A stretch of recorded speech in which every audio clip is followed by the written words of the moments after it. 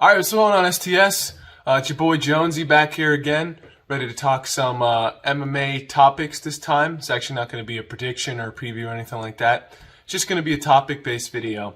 Before I get into it, though, big news for STS. The website is officially launched. As of when I'm recording this video, it was yesterday. The CEO, Big Bert, finally got around to putting up the website, so that's really exciting news. Check out our Instagram if you want to link to it.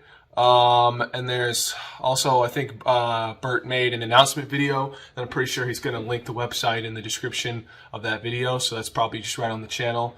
Yeah, go check it out. We have some talented article writers on the team that are looking to make some really cool articles for the website. So keep an eye out for that. And yeah, big news over there. So big ups to the CEO, Big Bert, and yeah, it's exciting stuff. So now to the topic. Hopefully this video is not going to be too long. I want to, get right to the point. But I'm going to talk about something that is not necessarily controversial, but it's a hot button topic. I'm going to talk about Khabib's GOAT status. Right off the bat, Khabib was somebody that what he did in the sport was absolutely unprecedented. By far, it's going to be a hard stat to try and describe, but I think by far he is the most dominant fighter on a fight-by-fight basis that we've ever seen. I don't think anybody in the UFC history has dominated every fight he's had like Khabib did. He lost 2 rounds in his entire career. He retired at 29-0. That's absolutely insane. Especially in a sport like MMA where there's so many more ways to lose than, say, boxing or something like that, Going undefeated in your entire professional career and only losing 2 rounds. I think it was the 3rd round to McGregor and the 1st round to Gaethje.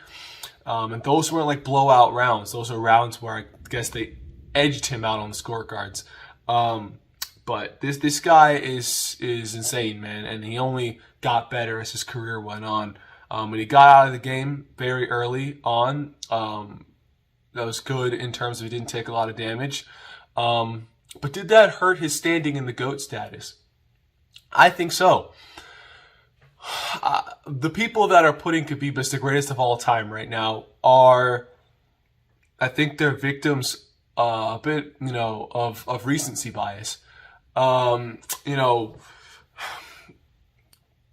What he's done, what he did in his last few years as a fighter is so fresh in people's minds right now that I think that's all they're really thinking about when they're talking about him being the greatest of all time or being the 2nd greatest of all time or something like that. His dominance, his recent dominance, is very fresh in their minds, as it should be, because it deserves to be praised. But let's look at his title run, because a lot of fighters have done great things before becoming champion. That's a fact. A lot of people have made huge waves as a fighter and had great wins, but you only enter into that rarefied air when you become a UFC champion, right? Khabib was the UFC undisputed lightweight champion. He defeated Ally Aquinta to win the belt. Not very strong of an opponent to win the belt off of, but that's not necessarily Khabib's fault. It was supposed to be Tony Ferguson, and he tripped on a cable and blew out his knee. And then it's supposed to be Max Holloway, but Max Holloway couldn't make the weight in time. So it was Ally Aquinta because he was already fighting. I'm pretty sure he's fighting on that card, or maybe like a week or 2 after that card. So he was already close to the weight. He's not that big of a lightweight anyway. And he was already in the area ready to take the fight. So he won the title off of Ally Aquinta. And then went on to defend it against Conor McGregor and submitted him in the 4th round. Dustin Poirier submitted him in the 3rd round, and Justin Gaethje submitted him in the 2nd round. That's 3 title defenses, right? That's 3 very, very strong title defenses, especially off of a very weak title victory. Even though his performance was very impressive in that Ally Aquinta fight, a lot of people like to discredit his performance in that fight for whatever reason, saying it was abysmal, or saying, he went the distance with a real estate agent or something like that. Al's a tough guy. Al never quits. He's a really, really hard guy to finish. I can't even remember the last time he was finished. And Khabib, what did he 50-44 him on the scorecards? That's insane. That's a blowout. That's a blowout. He had his way with him on the ground and on the feet. Because it went to the distance doesn't really mean anything against a guy like Al, who never gets finished. And to go the distance, not only win every single round against him, but to 50-44, that's complete domination. So that whole argument to me is just ridiculous. But as three strong opponents that he defended the title against after winning it off of a weaker opponent compared to those three, compared to McGregor, Poirier, and Gaethje. Right? That's great. That's awesome. But before that, he was still undefeated. He beat the likes of Edson Barboza, RDA, Michael Johnson. Those are very, very good wins. Very, very good wins. He's, definitely a legend in the sport. And, definitely deserves to be in a conversation with the greats. But I'm going to say it right now, I don't care. I don't think this is that hot of a take, but if it is a hot take, then whatever. But he is not the greatest of all time. He's not even in the top 3 greatest of all time. Because we compare those 3 title defenses that he had, right? McGregor, Poirier, Gaethje, right? 3 title defenses after winning the belt. Like I said before, I feel winning the belt is when you really entered into that rarefied air to where you really start to build your legacy as a GOAT. You look at someone like John Jones, you look at someone like George St. Pierre, you look at someone like Demetrius Johnson. Those 3 guys to me represent MMA royalty. Those 3 guys to me embody greatness. They embody consistency. They can embody longevity. John Jones, in his prime had, I think it was 8 straight title defenses, and the only reason why that streak didn't continue was because of USADA. Now, a lot of people are going to bring that into the equation, saying that, he's a steroid cheat, so he's disqualified from the talks. And I would agree with that if every single one of his steroid allegations or steroid scandals wasn't shrouded in some sort of controversy. Right now, there's still no concrete proof that this guy took steroids and cheated. There's a lot of people that think he did. I believe he very well could have.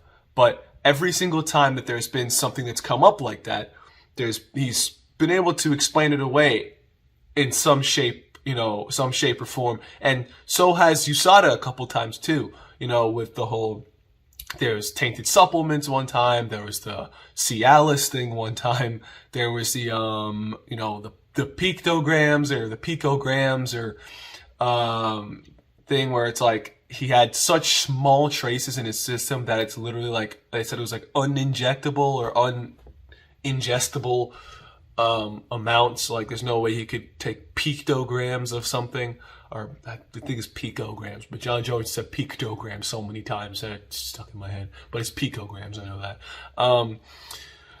It's always a question as to whether or not he actually did it and actually did it knowingly.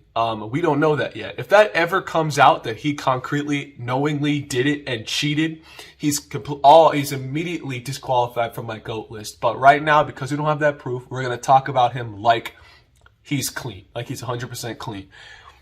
This guy had 8 defenses straight in his prime. 8 to Khabib's 3. And not only that, right, but after he was stripped of the belt because of the USADA stuff, or maybe it's because of the hit and run, I can't remember. No one's saying John Jones is the greatest outside of the cage. Khabib smokes him as a person outside of the cage. But as a good human, Khabib is leagues above John. But we're not talking about that. We're talking about their achievements in the sport. And John Jones, with the wins that he's had over his career, people don't really understand this enough. John Jones you can make an argument that he beat 3 different generations of fighters. He beat the really old generation, like the Rampages, the Lyoto Machidas, the Vitors, the Chaels, the people like that, like Rashad Evans. He beat that really old generation. Then he beat his current generation, DC, twice, Alexander Gustafsson twice, and the furthest, each time that he rematched both those guys, he put a stamp on it. The first Gustafsson fight was really close, and a lot of people thought it could have gone to Gustafsson. They rematched because what? Jones brutalizes him and finishes him. Same thing with DC. No one really thought the first fight with DC went to DC, but still went to a decision. So what do they do when they rematch? John head kicked him, finished him. Put a stamp on each of those ones, those guys that were right on his level in his time. And he went on and started beating the next generation. Anthony Smith, Thiago Santos, the Reyes fight, again, really close. But that is just a testament to the level of competition that John fought throughout the years. MMA evolves at such a rapid pace. I don't think people understand that. The game evolves so fast. And the level of fighter that Jones was facing as someone like Dominic Reyes is so far greater than the level of competition he was fighting when he first became champion and was beating guys like Rashad and everything like that, And he was still up there with a guy like Dominic Reyes, who was arguably 2 generations, beyond what John was first fighting. And John was still in there having a really, really close fight with him and getting the decision win. Despite what you think about the decision, he won. We can't sit here and talk about, I thought this guy won, Dude, it's a victory in the history books for Jones. And we can't sit here and act like it's not. This guy has wins in arguably 3 different generations of fighters. I guess you could say 2. Maybe you can lump Gustafsson and DC in with that other generation, but I feel like Gustafsson and DC were a step after those guys, And in the same league as the Gustafsson and DC, he also beat Ovince St. Preux, who was in that same middle generation. He is so consistent, and he's been reigning for so long, and people don't understand how difficult that is. George St. Pierre, 9 straight title defenses, retired after getting burnt out of the sport, came back 3 years later, went up a division, and beat Michael Bisping and won a belt in a second division, won the middleweight title. Demetrius Johnson, 11 straight title defenses. Again, I know that people call his strength of resume into question, but I just don't think when you hit 11 straight, I don't think there's any way you can really discredit that. The fact that type of longevity, that type of hunger, you have to keep yourself so focused for so many years against so many different faces. All these guys, they have the same face to focus on. They're all working at you all these years coming up this ladder. You're at the top of the mountain. You're having to face a new guy every single time. You're having to constantly evolve your game, step up your game, and just evolve as a fighter, evolve as an athlete, learn new things, everything like that. Somehow in this meantime, while you're still fighting off all these guys that are coming up and only looking at you, When you're able to stay up there, look at 11 different guys, 9 different guys. I don't even know how many Jones has had in total. I know he had 8 in his first run, but then when he got stripped and then won it back, he kept defending it. I don't even know how many total that is, but I know it's upwards of 10, 11 people at this point, maybe 12, I don't know. But when you get to that point where that many people are just vying for you, and for that many years, you keep evolving your game to beat these new people who are only looking at you, and they're getting better every time they see you fight, they're learning you more, and you're still evolving more than they are to beat whatever version of you they were training for. That is unheard of. That cannot go unmentioned. That cannot go understated. And as much as I love Khabib, as much as I think he was the most dominant fighter on a fight-by-fight basis we've ever seen. Because like I said, he never had, close BS decisions that people thought could have gone either way. You know, he never lost and had to avenge a loss like George St. Pierre, you know, with Matt Serra, you know, or Demetrius Johnson when he lost in he lost to Henry Cejudo and lost the belt and then went to one championship. Khabib never had that, so he's almost. I think he's comfortably in the top 5, number 4 or 5. I'll say that. I have to think about it more. I'm leaning towards probably 5 right now. I don't know who before. I'd have to give that more of a thought. But right now, I just wanted to get you know, the fact that I wanted to drive home was that he's not the greatest. If you were to ask me who I think the greatest is, if we're not counting the USADA thing, because again, there's no concrete proof that John ever knowingly cheated, it's John Jones. The level of competition that he's beaten, the consistency that he's had, and now he's trying to go up to heavyweight and fight Francis for the heavyweight belt. Khabib never went up a division. You know, Khabib, you know, he had 3 defenses and then dipped, which is, again, good for his health, good for his, you know, again, his long-term, you know, mental and physical state. I don't fault him at all for that, but we cannot put him as the greatest of all time in this sport because he was not on top for long enough. You know, again, you know, I don't want to make this seem like I'm hating on Khabib because I was a huge fan of him in his prime, and I really, really wanted him to stay around longer and keep fighting because I was such a fan of watching him. I was such a fan. The things that he would do to people when he get them on the ground was just, it was an art, man. It was crazy. It was masterful. But we can't put him in as the MMA GOAT, in my opinion, because 3 title defenses, you know, granted it was against 3 strong names. When you look at the guys that Jones beat, they're, you know, just as strong in names as Khabib beat, and he beat literally like over 3 times. They had over 3 times the amount of title defenses that Khabib did when you combine all of John's defenses together. You know, same thing with George St. Pierre. He did have 3 times the defenses that Khabib did against very, very tough welterweights in his day. You know, Koscheck, Shields, Diaz, all these people. You know, it's like Condit, it's Hendricks, you know, again, which was a close one, but GSP was still able to get it out there, and that was, again, his 9th title defense. And he was still getting wins over these guys that were hunting him down and studying him for years. That can't go unstated.